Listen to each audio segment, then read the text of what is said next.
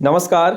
अगर आप एक बीएलओ है और बीएलओ गरुड़ा मोबाइल एप्लीकेशन के माध्यम से इलेक्शन कमीशन ऑफ इंडिया की ओर से चलाए जा रहे विशेष संक्षिप्त पुनरीक्षण कार्यक्रम के दौरान काम कर रहे हैं तो ये वीडियो आपके लिए बहुत ही महत्वपूर्ण है, क्योंकि इस वीडियो के माध्यम से हम समझेंगे कि इलेक्शन कमीशन का जो विशेष पुनरीक्षण कार्यक्रम है 20 दिसंबर 2022 को समाप्त हो रहा है। अंतिम तिथि से पूर्व आपको कौन से 5 काम है वो विशेष रूप से कर लेने चाहिए, क्योंकि इसी के माध्यम से एज ए बीएलओ के रूप में आपका कार्य पूर्ण हो जाएगा।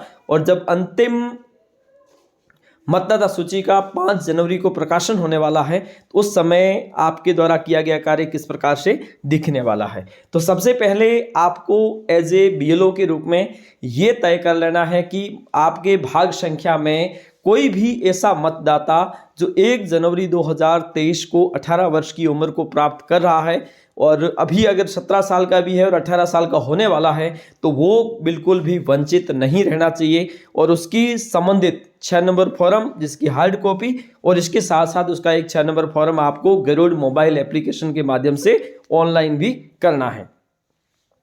दूसरा काम आपको करना है, अगर कोई ऐसा मतदाता जो आपके भाग संख्या में वर्तमान में नहीं रह रहा है, यानी कि उस मतदाता सूची में नाम तो है लेकिन उसकी या तो मृत्यु हो गई है या फिर वो किसी अन्य स्थान पर उनका नाम जुड़वा चुके हैं, तो उसके लिए आपको 7 नंबर फॉर्म भरना है। अगर आप 7 नंबर फॉर्म उसका नहीं भरते हैं तो यहाँ पर दोहरी एंट्री हो जाएगी।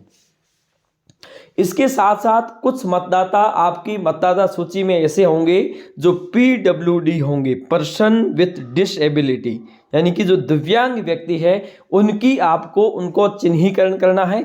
और उनके चिन्हीकरण के साथ साथ ये भी तय करना है कि उनके लिए आपको एक 8 नंबर फॉर्म भरना है, उसमें आपको पीडब्ल्यूडी की एंट्री करनी है। ऐसा कोई मतदाता जो वास्तव में दिव्यांग तो है लेकिन उसे मतदाता सूची में दिव्यांग नहीं दिखाया है तो आज ही उसे 8 नंबर फॉर्म के माध्यम से आप भर दीजिए ताकि उनका चिन्हीकरण आसानी से किया जा सके। इसके साथ साथ कुछ ऐसे मतदाता होंगे जिनका आपने 6B फॉर्म अब तक नहीं भरा होगा। 6B फॉर्म इसका तात्पर्य है कि प्रत्येक मतदाता को आपको एज ए वोटर्स के रूप में वेरीफाई करना था किसी भी डॉक्यूमेंट्स के माध्यम से, विशेषकर आधार के माध्यम से। अगर कोई मतदाता आधार कार्ड नहीं दे रहा है तो किसी अन्य डॉक्यूमेंट्स के माध्यम से उससे वेरीफाई करना था कि वास्तव में जो मतदाता है वही इसके एक डॉक्यूमेंट्स के माध्यम से वेरीफाई किया जा रहा है। इसके साथ साथ 1-2 एंट्रीज है वो यहाँ पे आपको दिखाई दे रही होगी, PSE और DSE, फोटो सिमिलर एंट्रीज और डेमोग्राफिक सिमिलर एंट्रीज।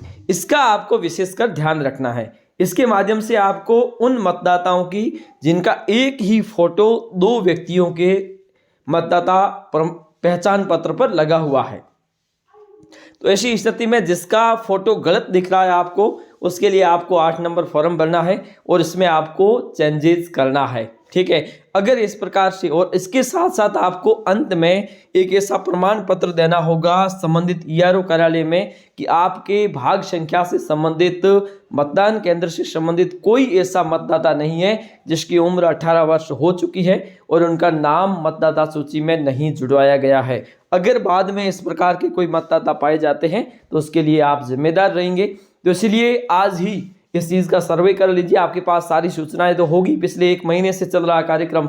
तो इसके साथ साथ आप स्कूल के शाला दर्पण पोर्टल के माध्यम से भी ये सूचनाएं ले सकते हैं। कोई बच्चे अगर ऐसे पढ़ रहे हैं जिनकी उम्र 1/1/2023 को 18 वर्ष की उम्र हो रही है तो ऐसी स्थिति में भी उसे आप जोड़ सकते हैं। इस प्रकार से आप अपना कार्य आसानी से, और ये काम आपको मुख्यतः करने ही करने हैं। तो आज के लिए इतना ही, धन्यवाद।